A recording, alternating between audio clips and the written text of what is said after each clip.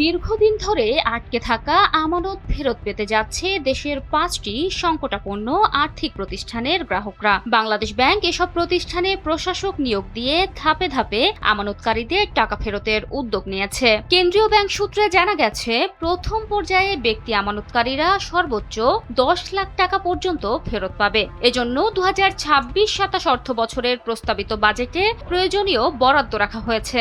অবসায়ন বা বন্ধের তালিকায় রয়েছে FAS finance, far east finance, Aviva finance, peoples leasing and financial services এবং international leasing and financial services. এসব প্রতিষ্ঠানে প্রায় 27,000 আমানতকারীর 2,700 কোটি টাকা আটকে আছে। বাংলাদেশ ব্যাংক জানিয়েছে, পরিচালনা পর্ষদ বিলুপ্ত করে প্রশাসক নিয়োগের পর দ্রুত আমানত ফেরতের প্রক্রিয়া শুরু হবে।